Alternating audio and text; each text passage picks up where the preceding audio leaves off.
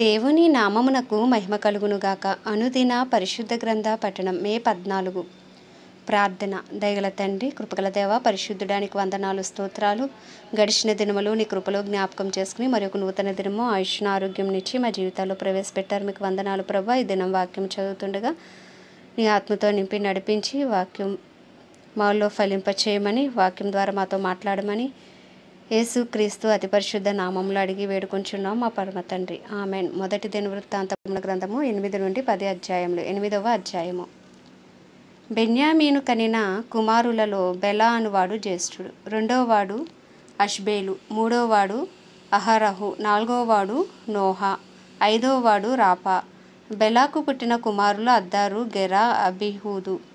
అబీషువ, నయమాను, అహోయాహు, గెరా, షెపూపాను, హూరాము. యెహూదు కనిన కుమారులు ఉజ్జా, అహీహూదు.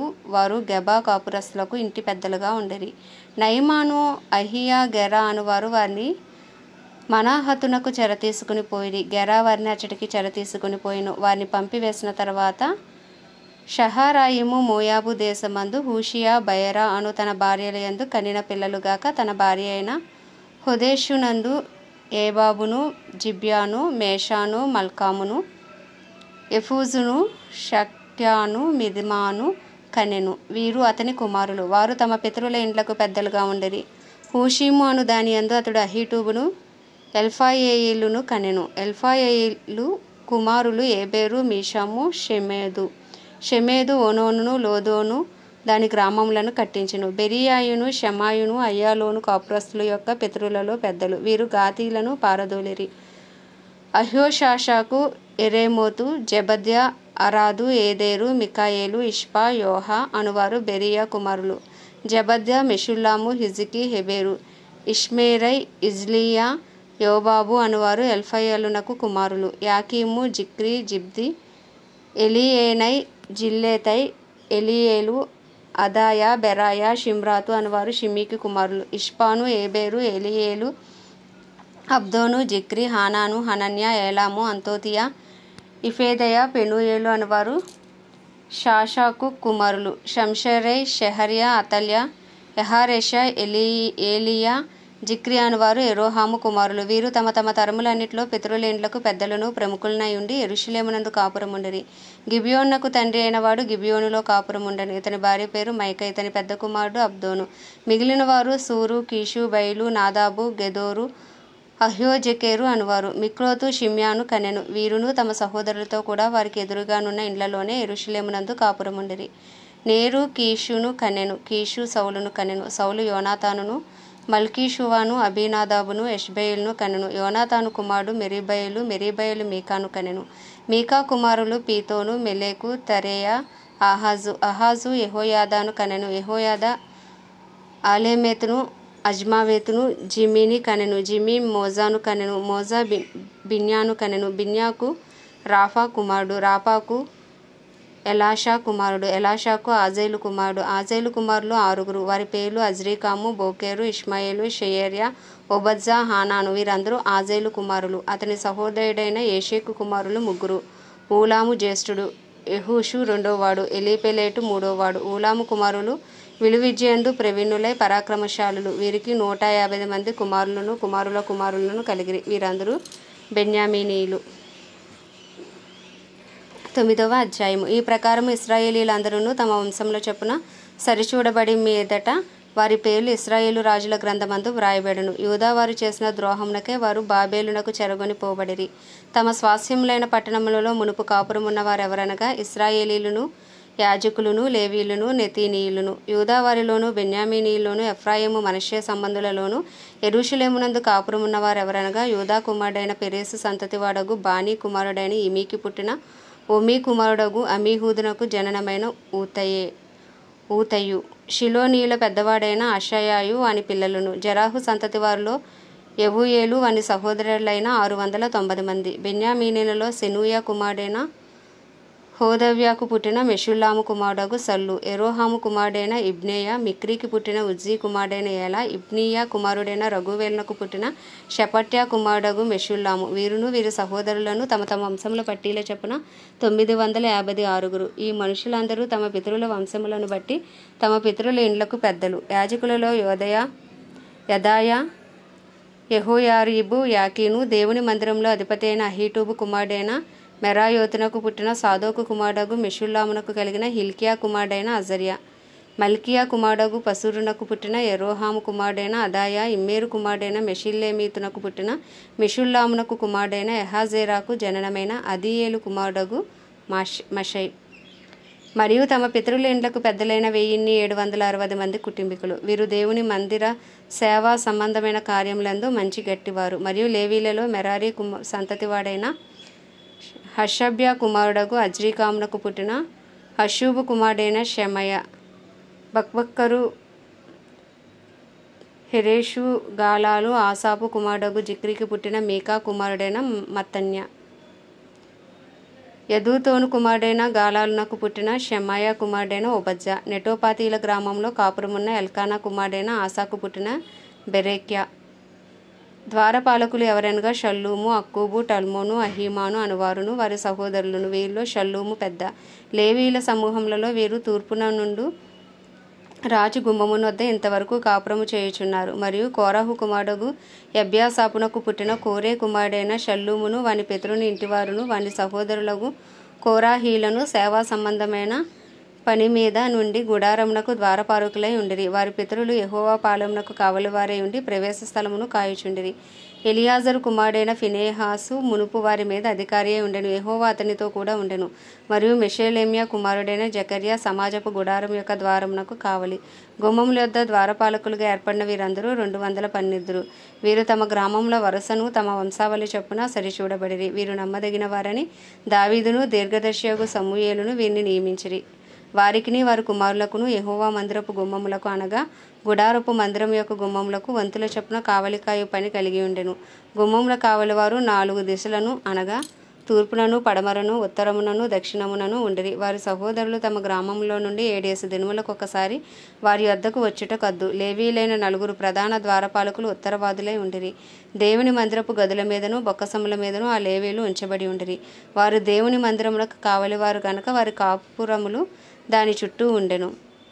ప్రతి ఉదయమున మందిరపు వాకిండ్లను తెరచు పని వారిదే. వారిలో కొందరు సేవోపకరణములను కనిపెట్టువారు. వారు లెక్క చొప్పున వాటికి లోపలికి కొనిపోవలను, లెక్క చొప్పున వెలుపలికి తీసుకుని రావలను. మరియు వారిలో కొందరు మిగిలిన సామాగ్రి మీదను పరిశుద్ధమైన పాత్రలన్నిటి మీదను ఉంచబడి ఉండిరి. సన్నపు పిండియు, ద్రాక్షారసమును, నూనెయు, ధూప వర్గమును వారి ఆధీనము చేయబడును. యాజకుల కుమారులలో కొందరు సుగంధ వర్గములను, పరిమళ తైలమును చేయుదురు. లేవీయులలో కోరాహు సంతతి వాడైన షల్లూమునకు పెద్ద కుమారుడైన మతిత్యా పిండి వంటల మీద ఉంచబడెను. వారి సహోదరులకు కహాతీయులలో కొందరికి విశ్రాంతి దినమున సమ్ముఖపు రొట్టెలు సిద్ధము చేయు పని కలిగి ఉండెను. లేవీయులు పితరులలో పెద్దలైన గాయకులు రాత్రింబగళ్ళు పని విచారణ కలిగి ఉన్న హేతువు చేత వారు కడమ పనుల విచారణ లేకుండా తమ గదులలో నుండిరి. వీరు తమ వంశ పట్టీల చొప్పున లేవీల పితరులలో పెద్దలైన వారు. వీరు యెరూషలేమునందు కాపురముండిరి. గిబియోను తండ్రి అయిన యెహీయేలు గిబియోనులో కాపురముండెను. అతని భార్య పేరు మైకా. ఇతని పెద్ద కుమారుడు అబ్దోను. సూరు, కీషు, బయలు, నేరు, నాదాబు, గెదోరు, అహ్యో, జకర్యా, మిక్లోతు తర్వాత పుట్టినవారు. మిక్లోతు షిమ్యానును కనెను. వీరు యెరూషలేము వాసులకు తమ సహోదరులతో కూడా తమ సహోదరులకు ఎదురుగా ఉన్న ఇండ్లలోనే కాపురముండిరి. నేరు కీషును కనెను. కీషు సౌలును కనెను. సౌలు యోనాతానును, మల్కీషువాను, అబీనాదాబును, ఎష్బయలును కనెను. యోనాతాను కుమారుడు మెరీబయలు. మెరీబయలు మీకాను కనెను. మీకా కుమారులు పీతోను, మెలేకు, తెరేయా.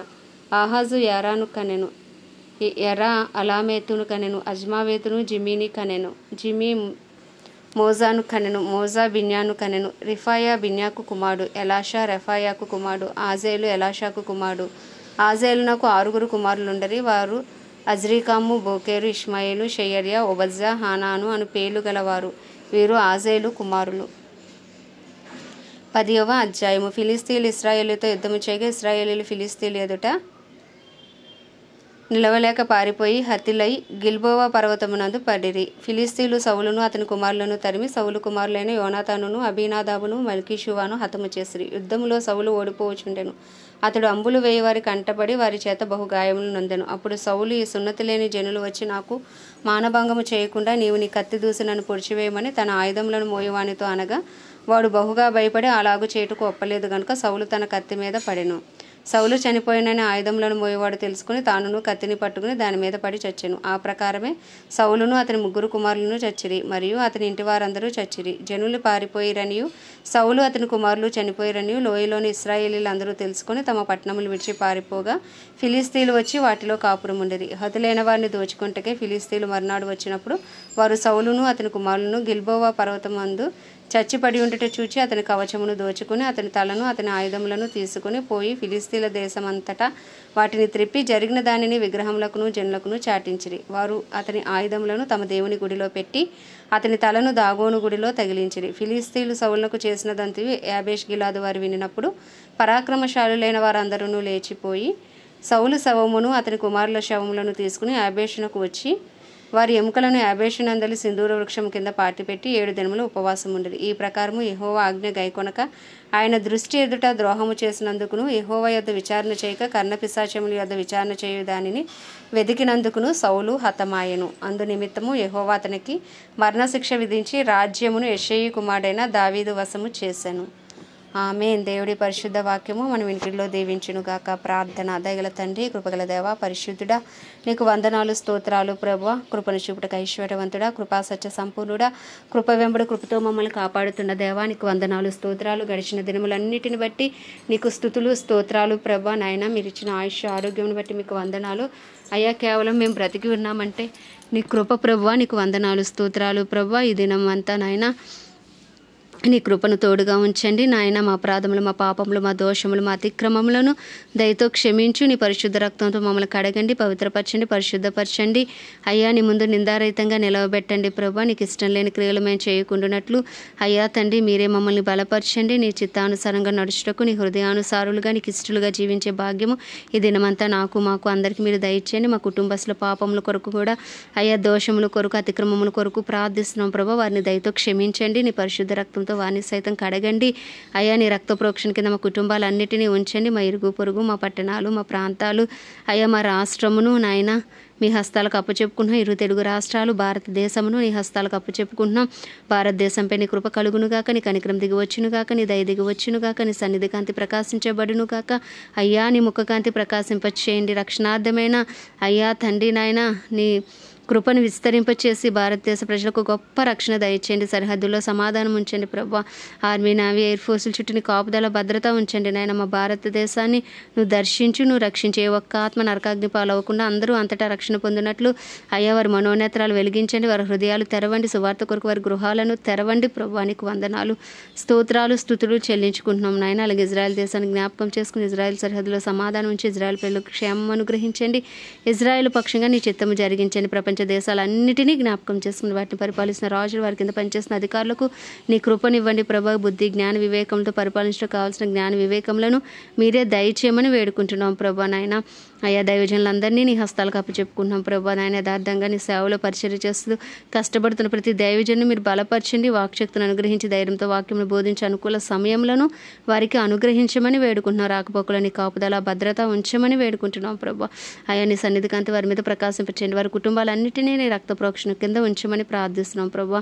డినామినేషన్స్ భేదంలో తొలగించండి. క్రైస్తవులు అందరూ ఏకతాటిపైకి వచ్చి ఏకమనసు, ఏకాత్మ కలిగిన వారై అయ్యా నాయన నీ పరిచర్య చేసేవారిగా తండ్రి నాయన నీ రాజ్యమును స్థాపించేవారిగా అయ్యా తండ్రి నాయన ప్రతి క్రైస్తవుని మీరు వాడుకోమని ప్రార్థిస్తున్నాం. ఈ దినం ప్రత్యేకించి కట్టర్ దేశం కొరకు ప్రార్థిస్తాం. ఈ దేశంపై నీ కృప కలుగునుగాక.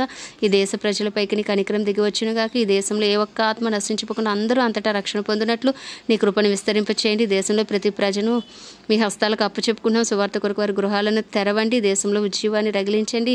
ఈ దేశంలో నీ చిత్తము జరిగించి నీ రాజ్యమును స్థాపించమని ఉదయకాలంలో ఈ చిన్ని ప్రార్థన మనవి నీ పాద సన్నిధికి చేర్చుకోమని యేసుక్రీస్తు అతి పరిశుద్ధ నామములో అడిగి వేడుకొంచున్నాం మా పరమ తండ్రి. ఆమేన్. పరలోకమందున మా తండ్రి, నీ నామము పరిశుద్ధపరచబడునుగాక, నీ రాజ్యము వచ్చునుగాక, నీ చిత్తము పరలోకమందు నెరవేర్చబడుచున్నట్లు భూమి యందును నెరవేర్చబడునుగాక. మా అనుదిన ఆహారము నేడు మాకు దయచేయము. ఎలా అపరాధం చేసిన వారిని మేము క్షమించిన ప్రకారం మా అపరాధములను క్షమించు. మన శోధనలోకి తేక దుష్టుడి బారి నుండి తప్పించు. ఎందుకంటే రాజ్యము, బలము, శక్తి, మహిమయు నీవే ఉన్నది. ఆమేన్. ప్రభు యేసు రక్తమే జయం, ప్రభు యేసు వాక్యమే విజయం, ప్రభు యేసు నామంలో సంపూర్ణ విజయము కలుగునుగాక. Amen amen amen.